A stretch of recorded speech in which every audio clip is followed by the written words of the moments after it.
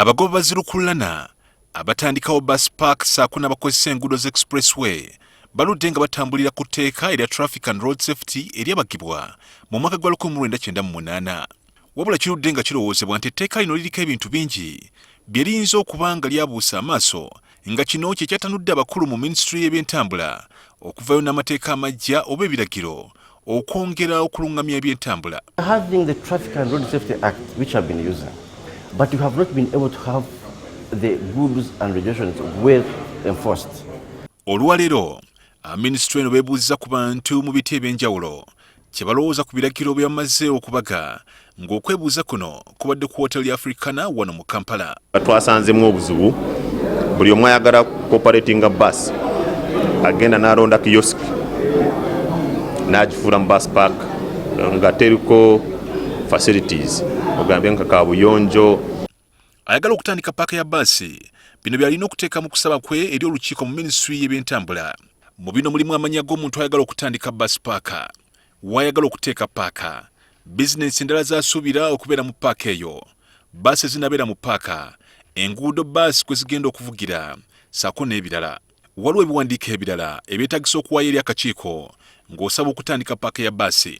Mu bino mulimu pulaani yakasiddwa eraga ekifo wagenda okubeera paaka, pamiti okuva eri ekitongole ekifuga ekibuga ekukkiriza okukolera mu kifo oyagala okuteeka paaka, enkola n'ebiragiro eri bannannyini bbaasi ezigenda okukolera mu paaka gy'otandikawo, ebisale by'ogenda okusolooza mu bantu abagenda okukozesa paaka nabyo olina obbiteekamu.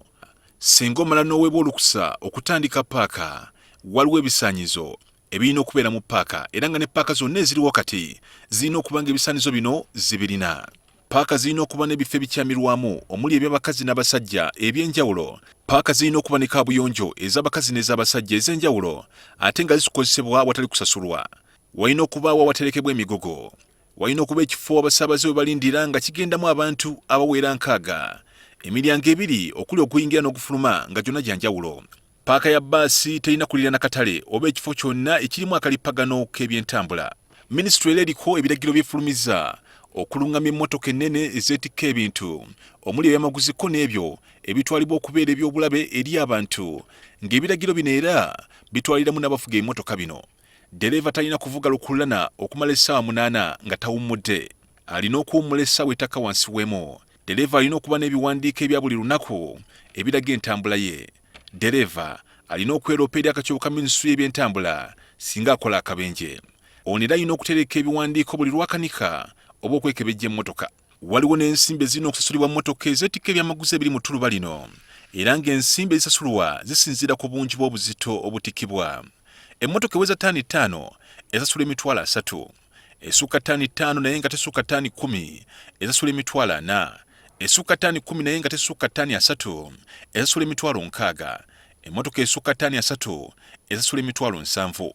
Abamu ku beetabe mu lukiiko omuli bannannyini paaka za bbaasi ssaako n'abatambuza ebyamaguzi ku mmotoka ennene balikagamu ku mateeka oba obukwakkulizo bwe batakkiriziganya nabo bwe bagamba nti busaanye busooke butunulwemu.